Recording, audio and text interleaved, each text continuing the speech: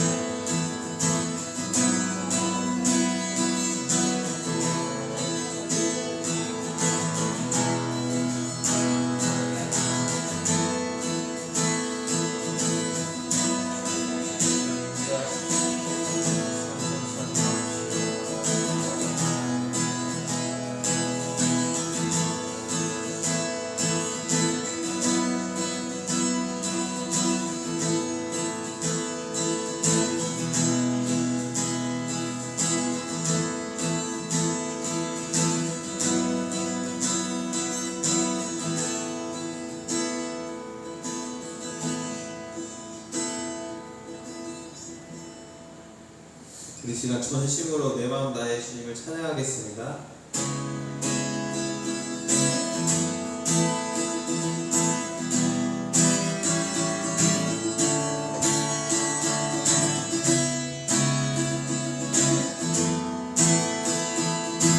내 마음 다해 내 마음 다해 주 이름 찬양해 주 사랑 깊어 말로 다 못하네 주 앞서가며 길을 만드시네 오직 내가 알만 영원히 주 찬양 내 맘에 힘이 되신 주 영원한 빛이 되신 주 내 모든 몸을 비주에 행하신 찬양해 주님 위대한 통치이자 내 모든 것 주께 순복해 내 삶을 주의 별로 채우소서. 우리 처음부터 고백합시다. 내 마음 다해 내 마음 다해 주 이름 찬양해 주 사랑 깊어 말로 다 못하네 주 앞서가며 길을 만드시네 오직 내가 알만 영원히 주 찬양 내 맘에 힘이 되신 주 영원한 빛이 되신 주 내 모든 몸을 비주에 행하신 찬양해 주님 위대한 통치이자 내 모든 것 주께 순복해 내 삶을 주의 별로 채우소서. 내 맘에 힘이 되신 주 영원한 빛이 되신 주 내 모든 몸을 비주에 행하신 찬양해 주님 위대한 통치이자 내 모든 것 주께 순복해 내 삶을 주의 불로 채우소서.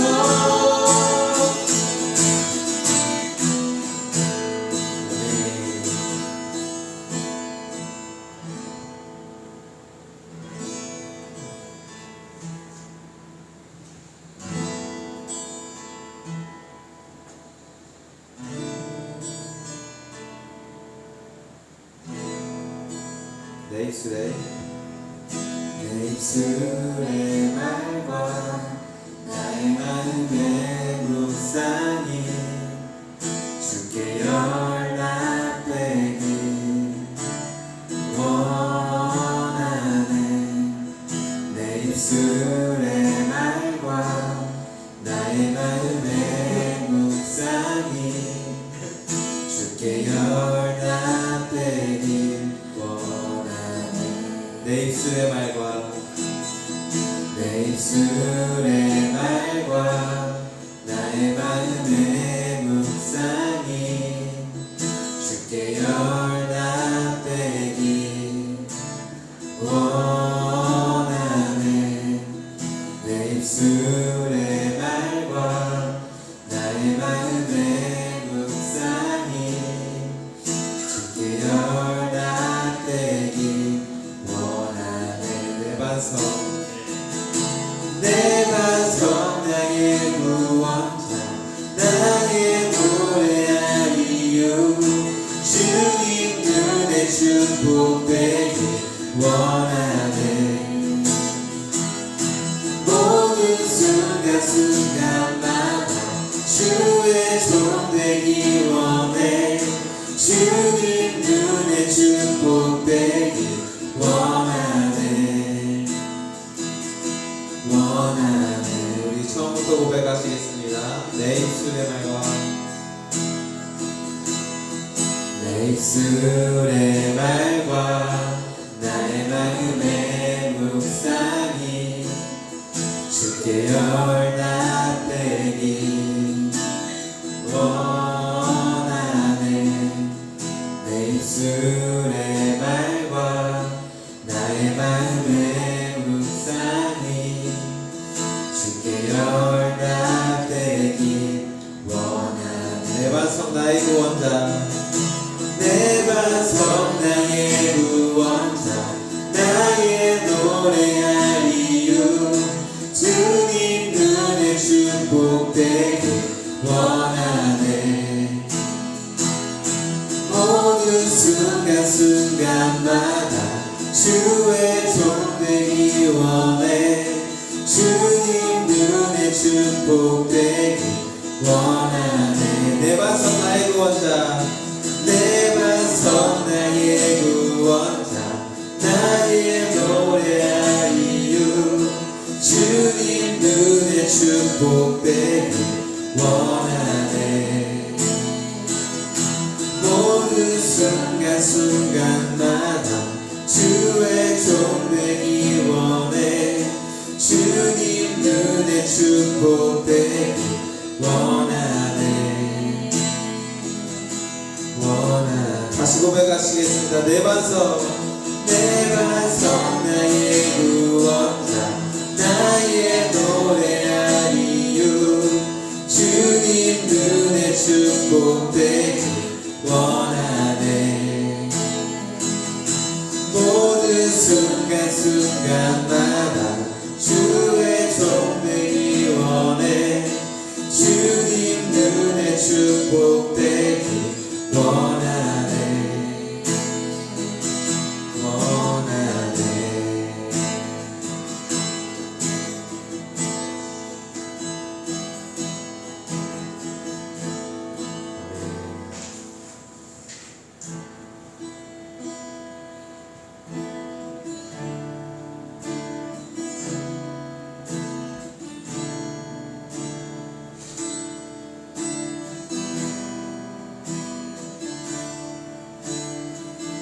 나의 갈망은 나의 갈망은 주께서 날 알듯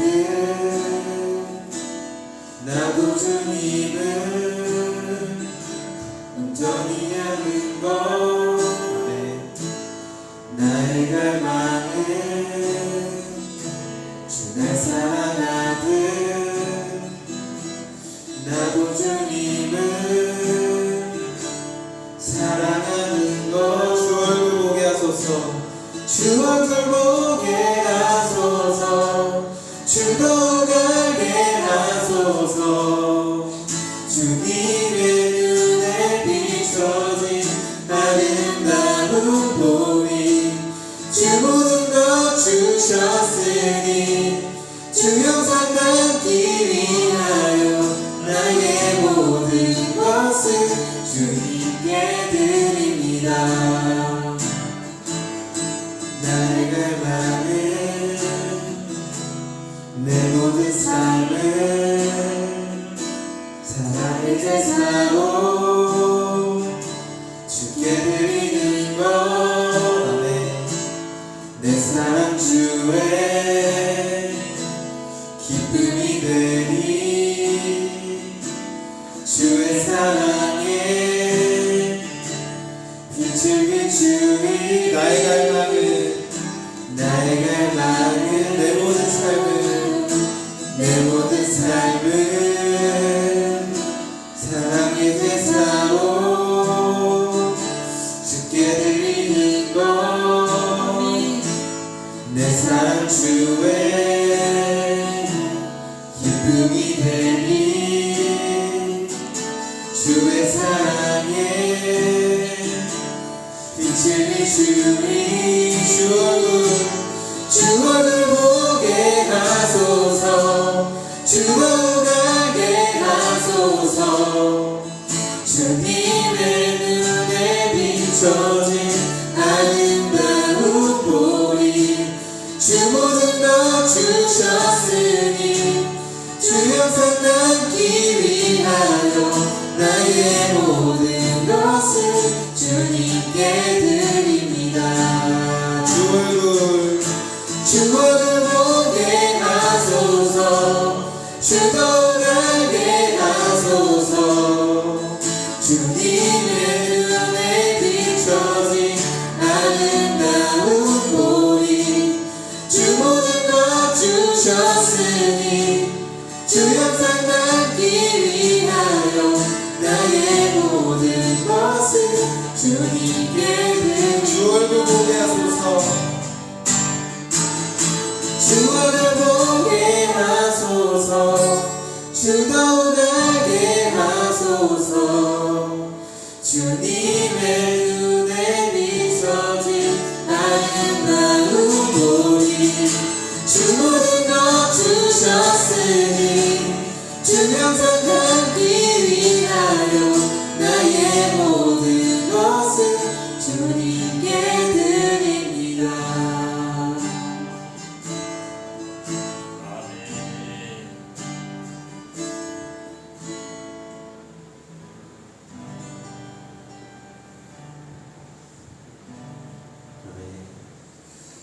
하나님 아버지, 오늘도 예배 자리 가운데 우리를 불러주시에 감사합니다. 정말 이 시간 우리가 정말 간절히 원하는 것은 주님을 더욱더 알기 원합니다. 주님 이 시간 조정해 주시고 우리 마음 가운데 성령님의 따뜻한 손길로 어루만지셔서 우리의 듣는 귀와 하나님 아버지 눈을 허락하시고 그리고 예수 그리스도를 더욱더 알아가는 시간 될 수 있도록 주님 주관해 주십시오. 주님 사랑합니다. 예수님의 이름으로 기도드렸습니다.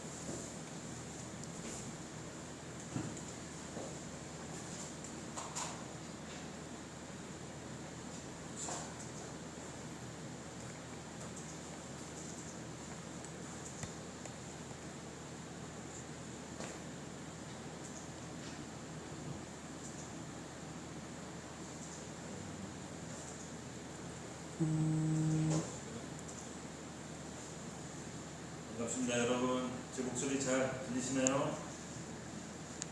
네, 좋습니다. 네, 추석 명절 잘 지내셨죠? 네, 잠깐만요. 화면이 안 보이니까. 자, 나오시죠?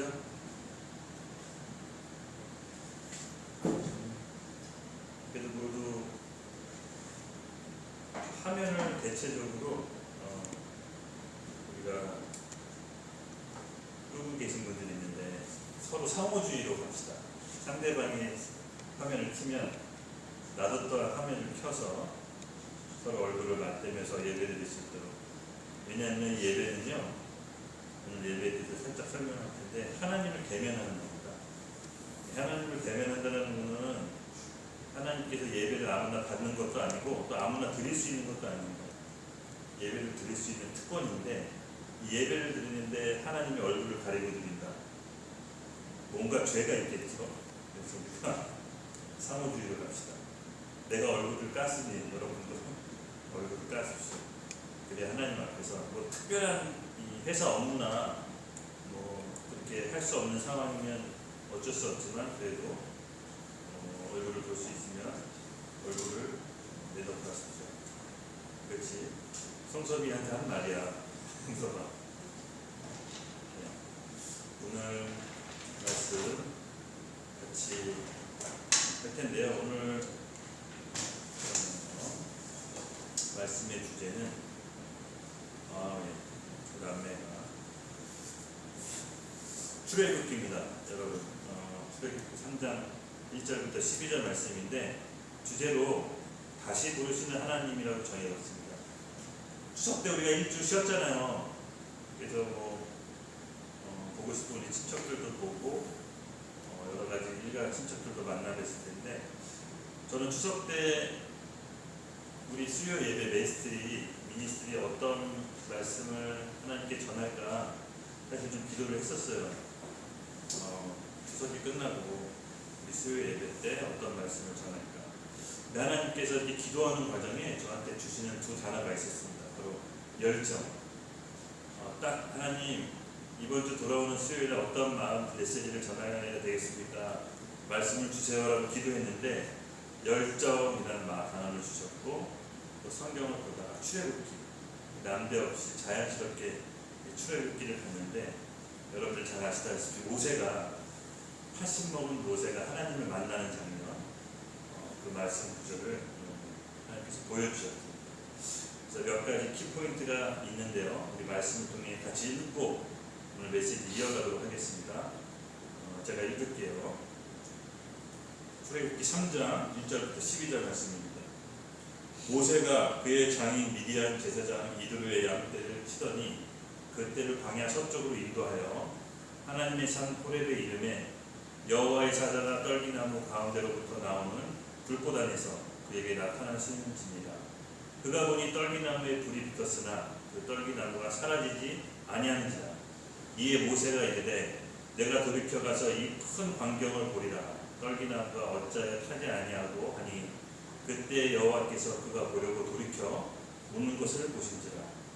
하나님이 떨기나무 가운데서 그를 불러 이르시되 모세야 모세야 하시매 그가 이르되 내가 여기 있나이다. 하나님이 이르시되 이리로 가까이 오지 말라. 내가 선 곳은 거룩한 땅이니 내 발에서 신을 벗으라. 또 이르시되 나는 내 조상의 하나님이니 아브라함의 하나님 이삭의 하나님 야곱의 하나님이니라.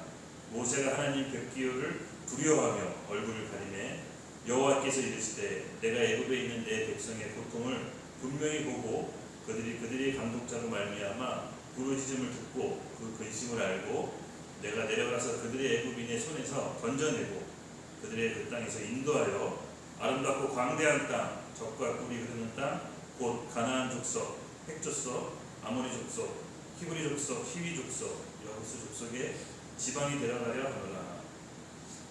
이에 가라. 이스라엘 자손이 부르짖음이 내게 달하고 내 애굽 사람이 그들을 괴롭히는 학대도 내가 보았으니 이제 내가 너를 바로에게 보내어 너에게 내 백성 이스라엘의 자손을 애굽에서 인도하여 내게 하리라. 모세가 하나님께 이르되 내가 누구이기에 바로에 가서 이스라엘 자손을 애굽에서 인도하여 내리니까 하나님이 이르시되 내가 반드시 너와 함께 있으리라. 내가 그 백성을 애굽에서 인도하여 낸 후에 너희가 이 산에서 하나님을 섬기리니 이것이 내가 너를 보낸 증거니라. 아멘. 아멘. 여러분 이 상황과 장면 좀 어떠세요? 가슴 뭉클하지 않으세요? 저는 이걸 읽는데 가슴이 너무 뭉클하더라고요. 왜냐면 이때 모세가 이미 나이가 80이고 자기의 젊은 혈기, 자기의 젊은 그런 왕성한 열정들이 다 이미 사그러진 때거든요. 그때 하나님이 모세에게 이제 나타나셔서 모세의 사명을 다시 불러일으켜 주시는데, 이 장면이 왜 그렇게 저를 하여금 가슴 뭉클하게 했는지, 참 모세가 가엾기도 하지만 하나님께서는 본인의 모세와 세웠던 그 신실한 언약을 다시금 일으켜 세우는 장면입니다. 너무나 가슴 뭉클합니다. 제가 이 구절을 통해서 오늘 크게 4가지 포인트를 잡았습니다. 바로 열정과 겸손, 그리고 사명, 그리고 예배, 이 4가지의 키포인트를 잡았는데요. 하나님께서는 모세를 만날 때 이 2가지를 통해서 준비시키십니다. 바로 잃어버린 열정과 겸손, 그리고 그 준비시키는 그 모세를 통해서 하나님께서 사명과 바로 예배의 회복을 이루십니다. 오늘 이 말씀 본문 구절을 통해서 이 4가지 키워드를 잘 따라오시면 좋을 것 같아요. 아마 우리에게도 충분히 적용될 수 있는 메시지라고 봅니다.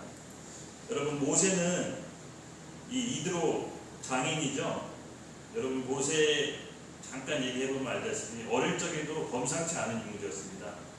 애굽에 히브리 족속들이 너무 많이 일어나자 바로 왕이 히브리 남자애들 갓난아이를 다 죽여버리라고 합니다. 나일강에 빠뜨려서.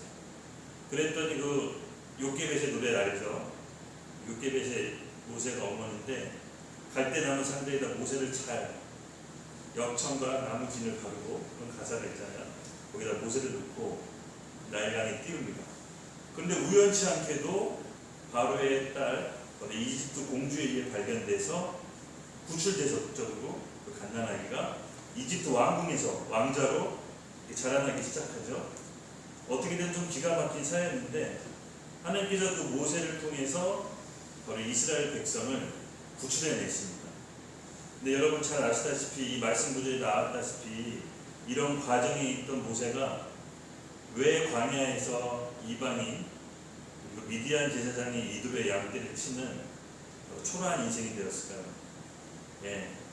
모세가 한 가지 실수를 한 건데, 그것은 바로 자기 동족을 구출하려다가 자기가 의로움, 자기 힘, 자기 능력을 믿고 바로 애굽 사람이죠. 이집트 군사를 쳐 죽인 다음에 그를 몰래 묻어놓고 다음날 발각이 됩니다. 그리고 나서 40년 동안 모세는 도망자 인생을 살게 되는데요.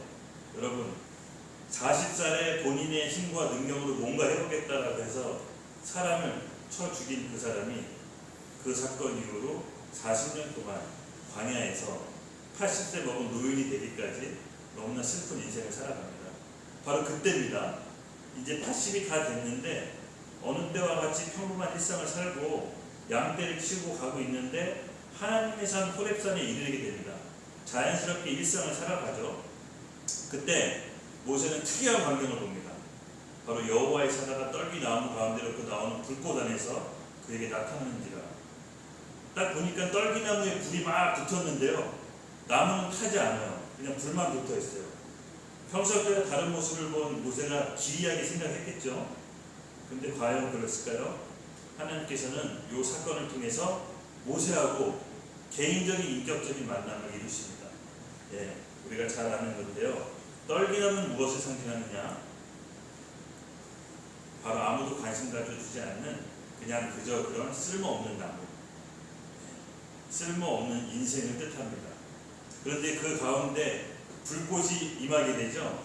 이 불꽃이 뜻하는 성경에서 의미는 여러 가지 있습니다. 성령을 뜻하기도 하고요, 하나님의 임재, 거룩함을 뜻하기도 하는데, 제가 여기서 하나님께 받은 것들은 열정이었습니다.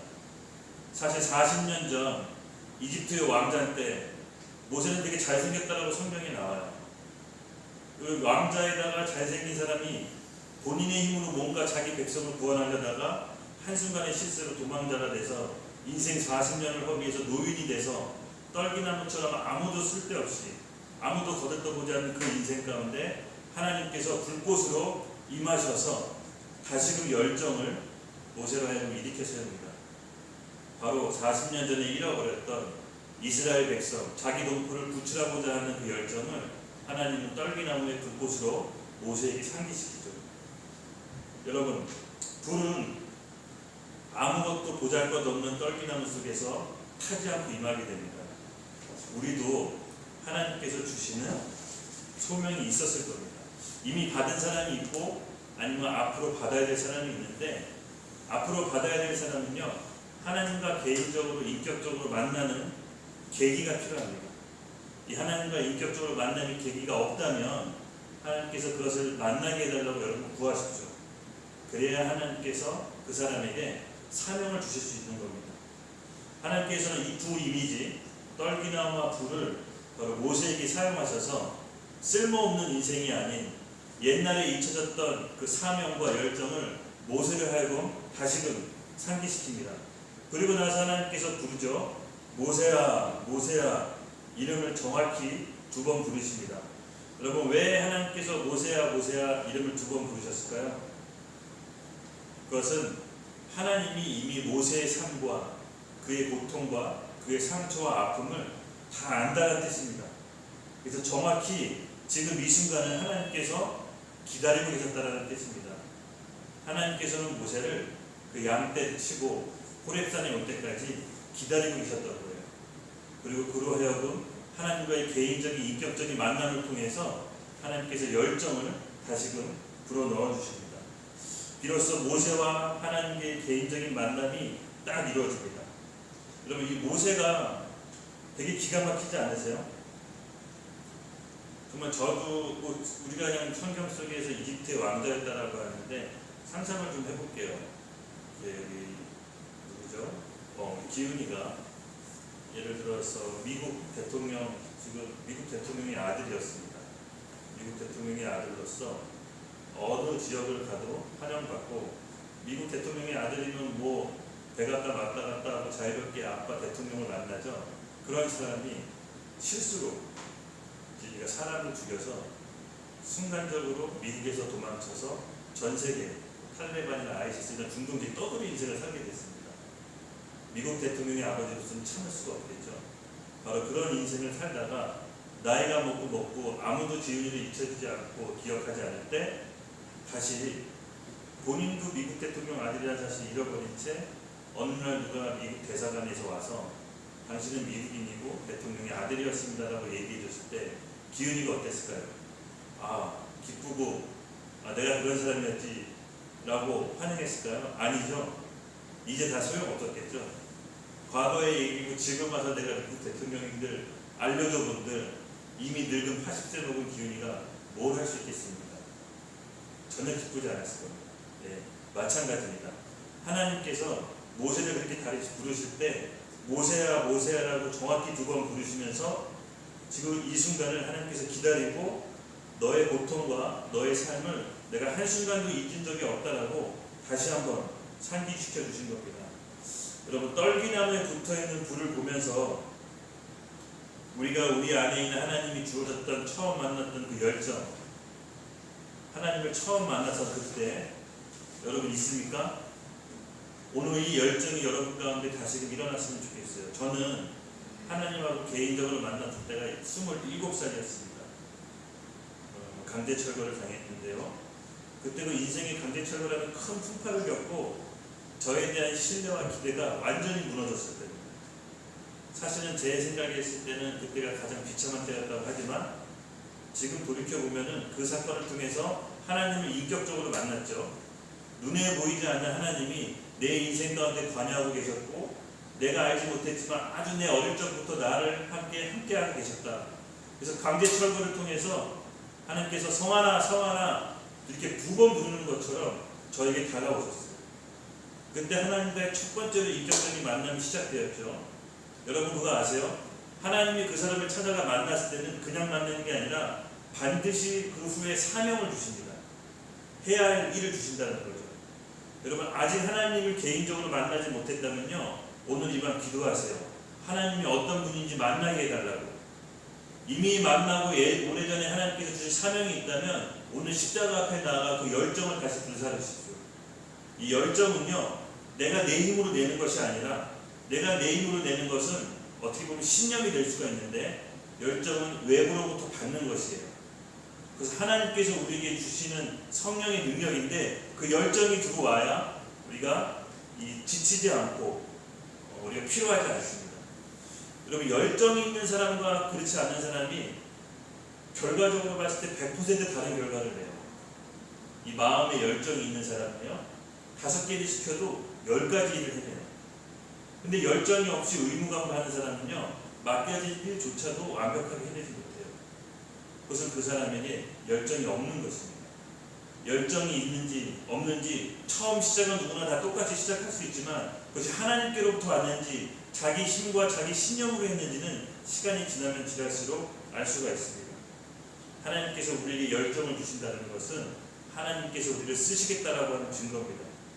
여러분 신앙은 하나님과의 인격적인 만남이 있어야 비로소 시작되는 겁니다. 아직 내가 하나님을 인격적으로 만나지 못했다라고 하면요 이번 우리 함께 같이 구합시다. 이 삶을 새롭게 시작한다는 의미로 같이 구합시다. 하나님께서 내 앞에 지금 나와 계시며 그 불꽃 같은 눈으로 내 전생의 삶을 돌보고 계신다는 것을 하나님의 인격적인 만남을 통해 깨닫고 경험하시는 밤이 되기 예수님의 이름으로 축복합니다.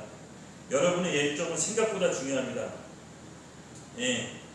우리가 어떤 일을 하는 데 있어서 돈이 상당한 많은 부분을 해결합니다. 맞는 얘기예요. 돈이면 다 됩니다. 그런데 인생을 살아보니까 사업을 14년 하다 보니까 제가 한 가지 결론에 도출했는데요. 돈은 휘발유처럼 윤활유가 될 수는 있습니다. 근데 열정은 우리의 엔진과도 같은 것이기 때문에 돈이 있어서 어느 정도 사업을 굴릴 수는 있지만 그 사업이 어렵고 위기 순간에는 내 안에 있는 열정이 그 사업을 가능하게 합니다. 즉 그 열정은 하나님께로부터 온 사명, 하나님과의 만남으로부터 오는 그 꺼지지 않는 불꽃, 떨기나무같이 쓸모없는 그 나무에 하나님의 불꽃이 임할 때 우리는 그 열정으로 하나님의 사명을 감당할 수 있는 것입니다. 여러분 오늘 마음의 열정이 다시 불일 듯 일어나는 축복이 임하기를 예수님의 이름으로 축복합니다.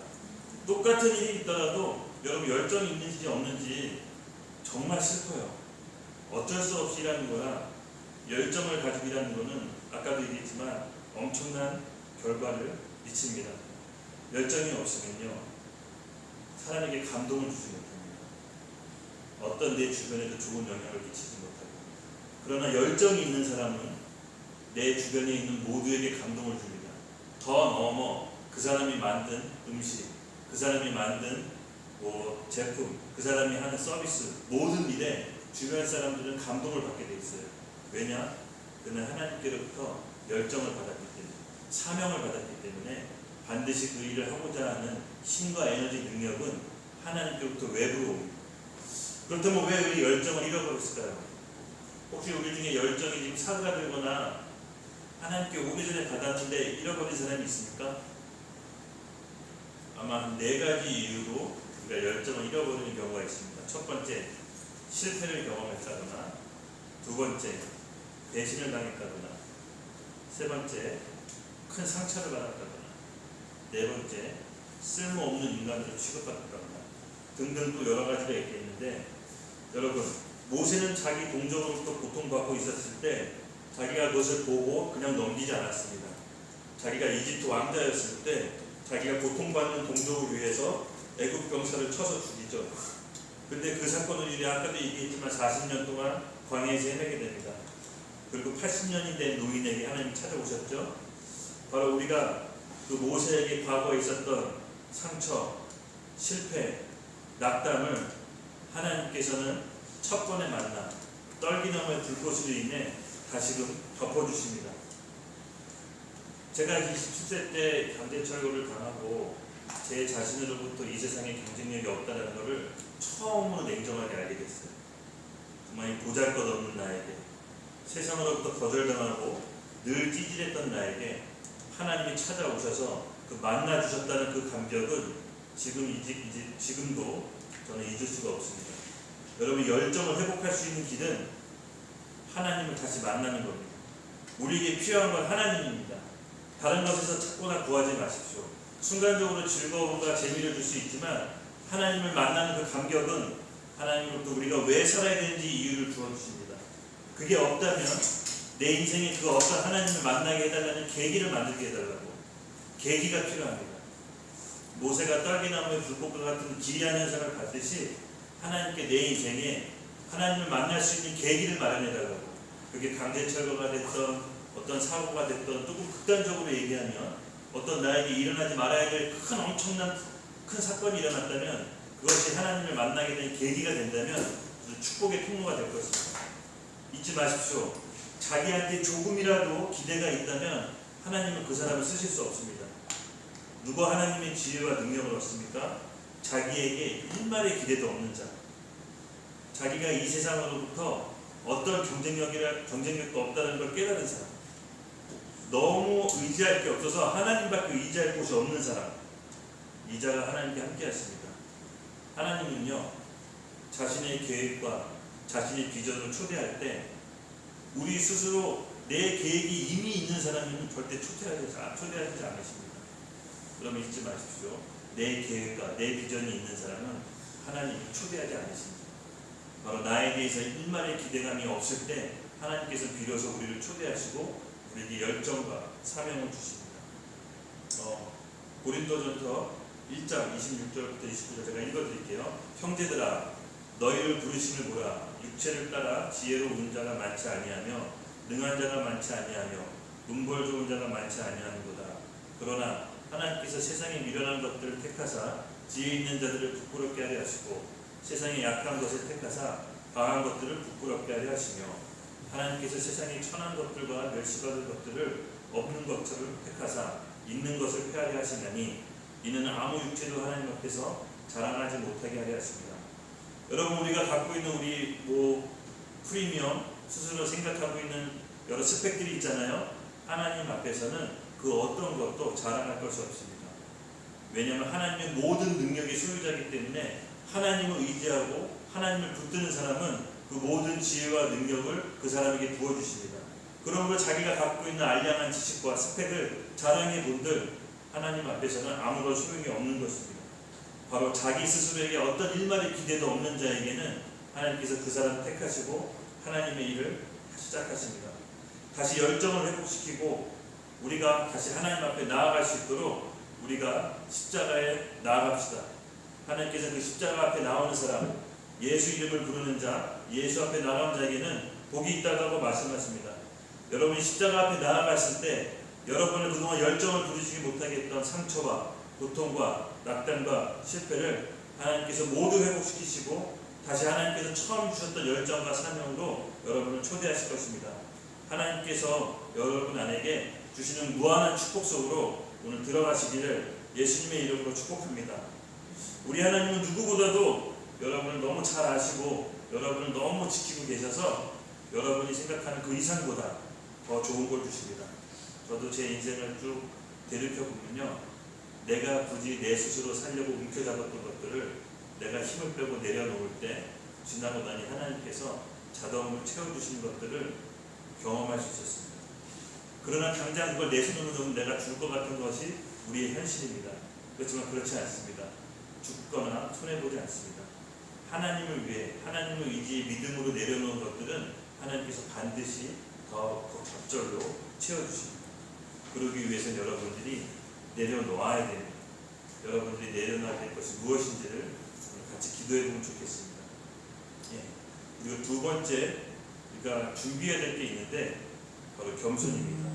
아까도 얘기했지만 하나님께서 모세야 모세야라고 두 번 부르죠. 그리고 내게 이리로 가까이 오라. 내가 선 곳은 거룩한 곳이니 내 발에서 신을 벗으라 라고 하나님께서 말씀하십니다. 예. 여러분, 신을 벗으라는 것은 하나님께서 두 가지를 가르쳐 주시는 의미가 있습니다. 첫 번째, 거룩. 바로 인간이, 죄인인 인간이 거룩한 하나님과 함께 할 수 없다는 겁니다.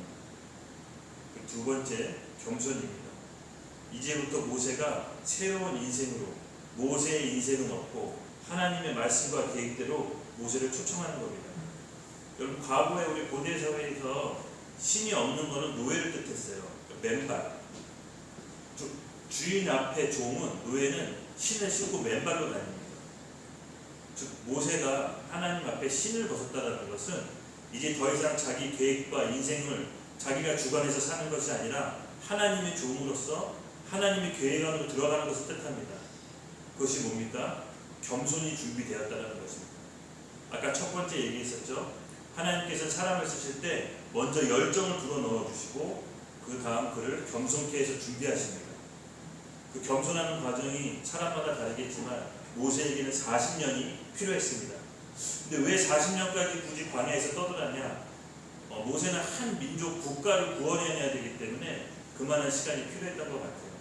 사람마다 그릇이 다 똑같지는 않지만 어떤 사람은 한 국가와 민족을 살려야 되는 사람이 있고 어떤 사람은 한 지역을 살려야 되는 사람이 있고 어떤 사람은 한 공동체를 살려야 되는 사람이 있는데 그 사람의 그릇에 맞게 하나님께서 그를 연단시키십니다. 여러분 혹시 뭐 기도로 아니면 뭐 전에 서원했던 거 하나님 저 나라를 구원하게 하겠습니다. 뭐 어느 지방을 구원하게 하겠습니다. 기도하시는 분 계신가요? 기대하십시오. 거기에 걸맞게 연단과 고통이 따라올 겁니다. 그래서 그것을 축복으로 여기십시오. 하나님께서 그 사람을 그만한 사람으로 인정했기 때문에 그렇습니다. 그래서 모세는 하나님 말씀에 순종함으로써 자기 의지대로 살았던 오랜 방황과 방랑을 끝내는 것을 의미합니다. 하나님 앞에 주인 앞에 자기가 신고 있는 신을 벗었다는 것은 자기의 방황이 끝나고 내가 가야 할 방황과 가야 할 계획이 하나님 앞에 고정됐다라고 뜻합니다. 하나님이 자기 삶에 뚜렷이 계획이 있는 사람은 하나님께서 하나님 계획에 초청하지 않는다라고 제가 얘기했죠. 하나님은 비천하고 마음이 가난하고 능력 없는 자에게 찾아오셔서 자기 스스로를 낮추고 겸손의 옷을 입은 자들에게 찾아오셔서 그분의 계획을 우리에게 보여주시고 그분의 비밀을 우리에게 풀어주십니다. 여러분 그런 하나님의 초청을 받으신 적이 있습니까? 그런 초청을 받으신 분 있으면 손 한번 들어보세요. 사실은 다 있습니다. 왜냐하면 하나님을 인격적으로 만난 사람은 그 사명을 주시거든요. 약간 뚜렷지 않을 수가 있는데 하나님이 그 우리의 길을 인도하실 때는 흐릿하게 인도하시지 않으세요. 물론 점차 조금씩 믿음으로 가는 과정이 있겠지만 뚜렷하게 알려주십니다. 그러므로 우리가 하나님의 계획에 초청받고 싶을 때 하나님께 쓰임받고 싶다면 철저하게 겸손을 준비해야 되는데 이것도 되게 재밌어요. 내가 겸손해야지 하고 인위적으로 겸손을 준비해서 겸손이 만들어지는 게 아니라 상황적으로 만들어져요. 겸손할 수밖에 없는 상황으로 이끄세요. 내가 뭘 하겠다라는 거부적으로 딱 일어났는데 하나님께서 금방 그 사람에게 장밋빛 인생으로 원하는 길을 쭉 열어주실까요? 참 재미있게 하나님이 선택한 사람들은요 내가 뭐 하겠습니다라고 할 때 바로 고통과 연단과 고난의 시간으로 들어갑니다.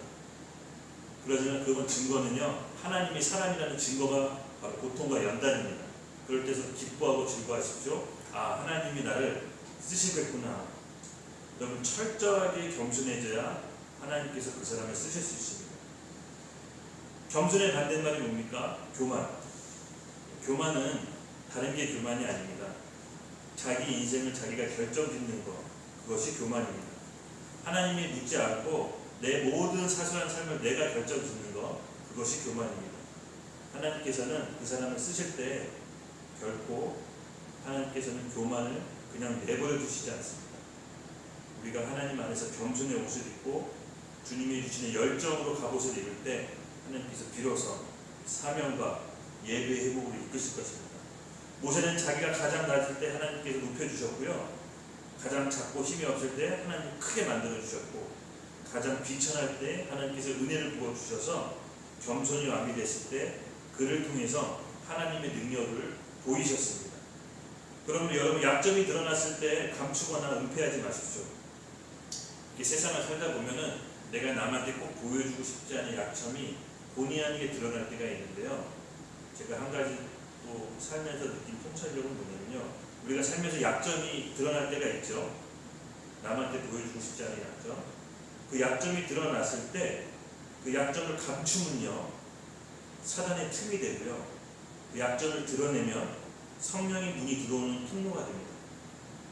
잘 들으세요. 약점을 감추면 그 감춘 약점을 통해 사단이 들어오는 틈이 되고 그 약점을 온전히 하나님께 드러내고 의지하면서 나가면 하나님께서 그 약점을 통해서 성령이 들어오시는 통로가 됩니다.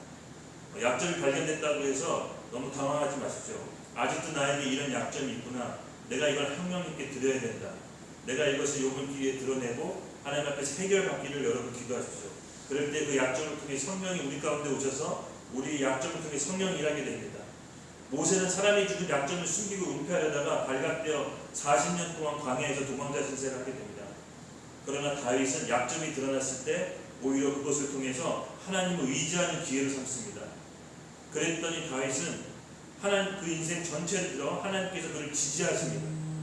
여러분의 약점이 드러났을 때 당황하지 마시고 아직 나에게 이런 약점이 남아있음을 기뻐하고 하나님께서 들어오시는 통로로 사용하십시오. 그럴 때 우리 가장 약할 때, 우리가 가장 낮을 때 하나님께서 가장 높으시고 하나님께서 가장 강하게 쓰실 것입니다. 여러분 우리 약점이 되었을 때 하나님께 할렐루야, 주님 보여주셔서 감사합니다. 제가 고치겠습니다. 제가 수정하겠습니다.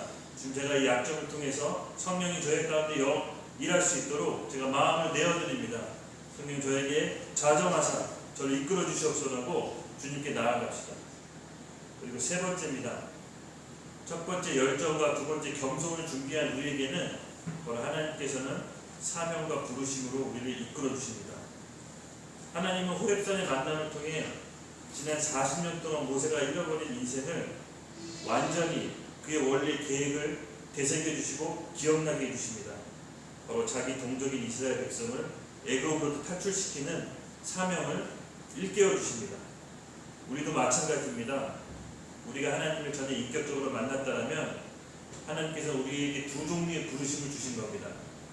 첫 번째, 하나님을 모르는 이 세상에 복음을 전하도록, 이 세상 사람들이 하나님을 알 수 있도록 전해야 되는 부르심이 있는가 하면, 두 번째 부르심은 내게 주어진 나만을 위한 계획과 부르심이 있다는 겁니다. 우리는 이 두 부르심에 초청받은 겁니다.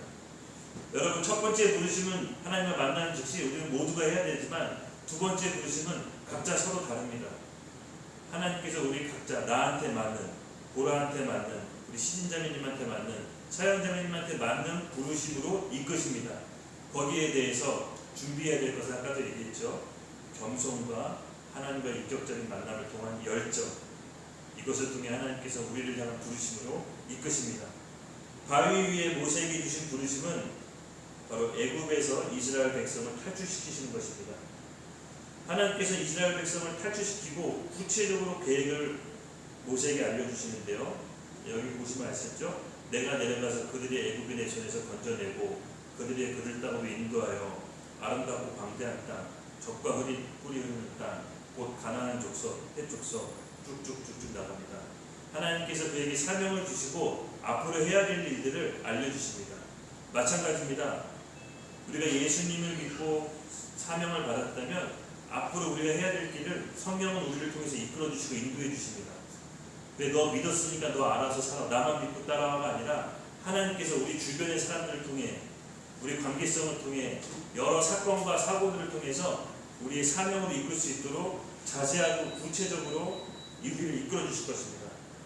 잊지 마십시오. 우리가 하나님 안에서 하나님의 음성을 듣는 태도, 귀를 쫑긋하게 세워서 기도한다면 하나님께서 우리에게 분명하게 알아들을 수 있는 길로 우리를 이끌어 주실 것입니다. 근데 재밌는 거는요, 사람이요, 하나님이 이렇게 초대하고 축복의 길로 인도했는데 그게 자기한테 축복인지 모르고 거절해요. 모세도 하나님이 모세를 쓰시고 이스라엘 백성을 탈출시키겠다라고 딱 얘기했지만 모세 또한 선뜻 받아들이지 않았습니다. 사양하죠. 거절합니다. 예. 우리가 하나님을 만나고 하나님의 비전에 초대받았을 때 우리 또한 우리가 할 수 없고 우리 능력이 버겁다는 걸 알기 때문에 하나님 앞에서 늘 우리는 거절합니다. 여러분도 그러지 않으세요? 저도 많이 거절했는데요. 지금도 거절하고 있는 부분이 있습니다. 근데 하나님은요, 그렇게 우리를 초대하시는 이유가 있습니다. 우리가 완벽해서 또 우리가 정말 능력이 좋아서 초대하시는 게 아니라 하나님께서는 우리 부족하고 연약한 사람들을 들러서셔서 우리와 관계를 맺히고 우리에게 순종을 요구하십니다. 왜냐? 일과 역사는 하나님이 하시기 때문에 우리에게 바라시는 건 순종이에요. 우리가 능력이 있어서 하나님이 쓰시는 게 아니라, 우리가 잘나서 하나님이 쓰시는 게 아니라 그 하나님의 그 모든 능력과 지혜가 있는 하나님 앞에 순종할 수 있는 사람을 하나님께서 쓰십니다. 하나님께서 우리에게 요구하시는 건 그의 말씀에 순종일 뿐 이는 능력과 역사는 하나님이 해 나갔습니다. 하나님은 능력 있는 사람이 필요한 것이 아니라 순종하는 사람이 필요한 것입니다. 모든 능력이 지혜가 하나님께도 나왔기 때문에 우리는 하나님께 의지하며 하나님의 부르심에 이제 서서히 응답해서 하나님의 손을 잡읍시다. 그것이 나에게 가장 축복된 일이고 나에게 가장 복된 인생입니다.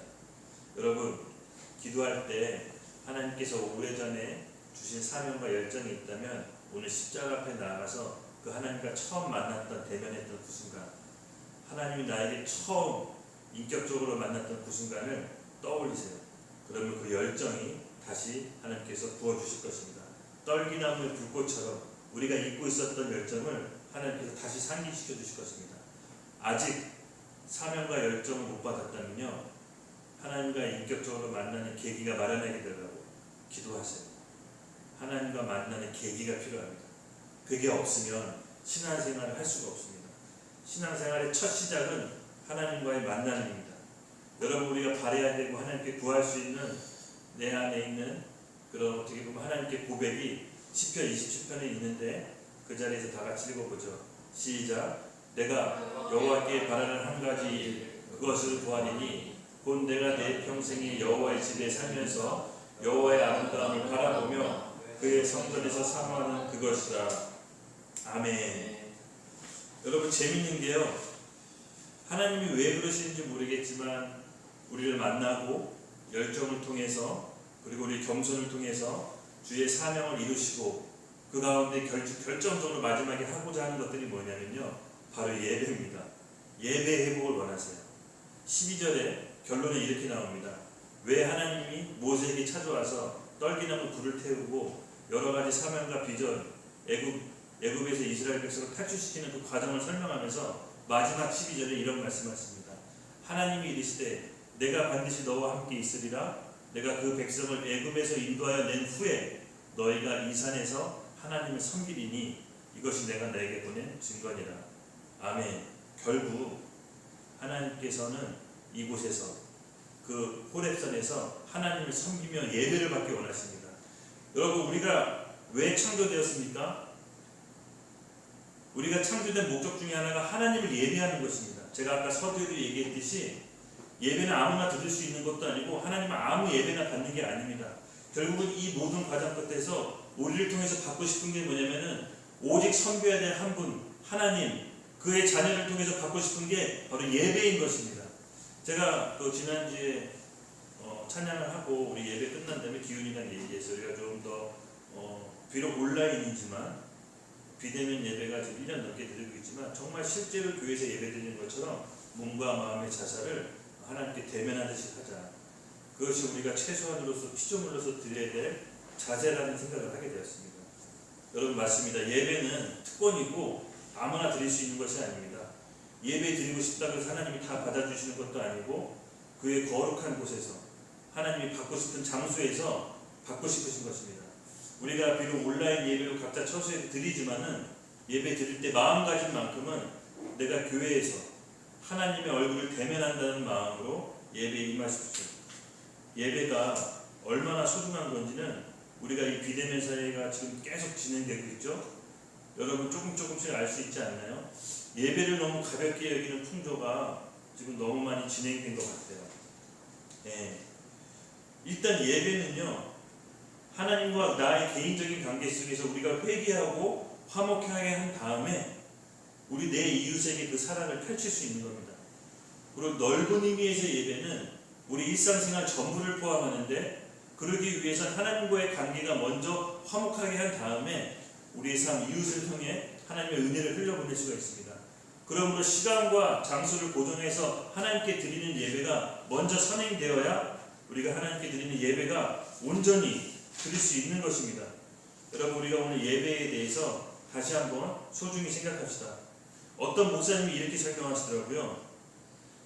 예배가 은혜롭기 위해서는 설교나 찬양을 하는 사람이 먼저 스스로에게 은혜를 받아야 된다. 찬양하는 기운이 찬양에 스스로 은혜를 받아야 되고, 메시지 전하는 내 메시지에 내가 은혜를 받아야 듣는 여러분들도 같이 은혜 받는다는 뜻입니다. 그러므로 우리가 하나님께 예배드리는 이 장소만큼은 내가 메시지를 전할 때는 하나님이 전한다라고 받아들이시고, 여러분 또 여러분이 듣기로, 또 내가 전할 여러분이 듣기로는 지금 사람이 메시지를 전하는 게 아니라 하나님이 나를 통해서 메시지를 말한다라고 받아들이시면 고맙겠습니다. 왜냐하면요, 하나님께서는 반드시 이 예배 자리 가운데 성령님이 함께 운행하시기 때문입니다. 두세 사람이 모인 곳에 내가 너와 함께 있으리라는 예수님의 약속처럼 우리가 이렇게 모인 이곳에, 비록 온라인이지만 저는 하나님이, 성령님이 우리 가운데 이 메시지로, 말씀으로 운행하신다는 것을 믿습니다. 우리 같이 예배에 대한 소중함을 다시 한번 일깨우고, 조만간에 한 올해만, 빠르면 올해만 하고 내년 초에 다시 대면 예배를 드릴 수 있지 않을까라는 기대를 해봅니다. 그래서 그냥 위드 코리아로 접어들어서 지금 자영업자들이나 일부 중소상인들이 피해가 너무 심각하기 때문에 코로나가 확진자 수가 감소할 때까지 기다릴 것 같지는 않아요.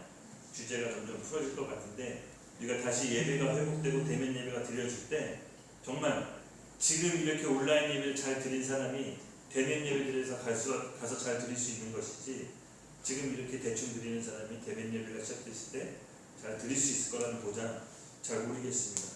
우리가 하나님 안에서 지금 드리고 있는 이 예배를 소중히 생각하고 내게는 둘도 없는 시간이라 여기며, 하나님께서 우리에게 주신 이 시간, 장소, 우리 만남이 소중한 것들을 지켜 하나님께 찬양하며 예배합시다. 결국 궁극적인 목적은요, 그의 자녀인 우리로부터 하나님께서 예배를 받고 싶어 하신 것입니다. 그럴 때 우리의 영이 살아나고 우리의 믿음과 소망이 살아날 걸로 믿습니다. 우리 같이 기도하겠습니다. 네. 첫 번째는요, 같이 기도했으면 좋겠어요. 아직 개인적으로 하나님이 인격적인 만남이 없다면, 어떤 계기가 마련돼서라도 하나님을 만나게 해달라고 우리 같이 기도했으면 좋겠습니다. 또 이미 하나님을 만나고 오래전에 주님께서 주시는 사명을 받았는데 어쩌다가 바쁜 핑계로 또 여러가지 일하면서 하나님께 소명을 잃어버렸고 잊혀지고 살았는데, 다시금 그 열정을 부릴 때 일어나게 해달라고 하나님께 우리 믿음으로 구합시다. 그럼 하나님께서는 우리에게 다시 열정을 부어주시고 우리의 가야 될 사명을 다시금 일깨워 주실 것입니다. 우리 같이 주여 크게 두 번 외치고 하나님을 만나게 해달라고 하고 하나님께 열정을 부게 해달라고 같이 기도합니다.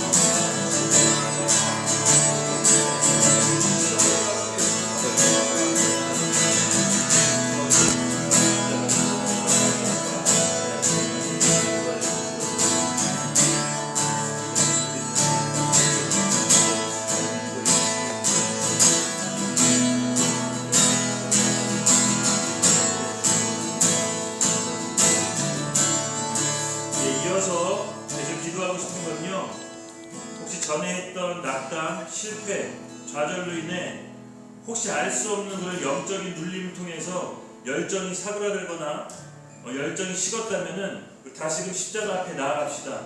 예수님이 날 위해 당하셨던 수치, 모욕, 고통, 내 죄 때문에 당했던 모든 고통과 아픔, 내 죄를 짊어지시고 십자가에서 나를 부활하게 하시고 회복케 하신 그 십자가를 바라봅시다. 그럴 때 우리가 열정이 다시 회복됩니다.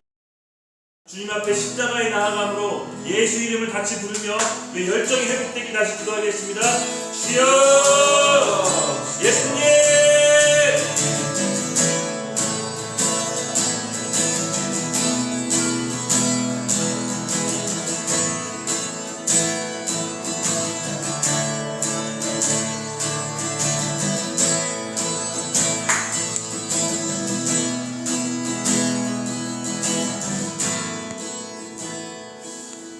인생에 새로운 출발을 준비하는 사람들이 있습니다.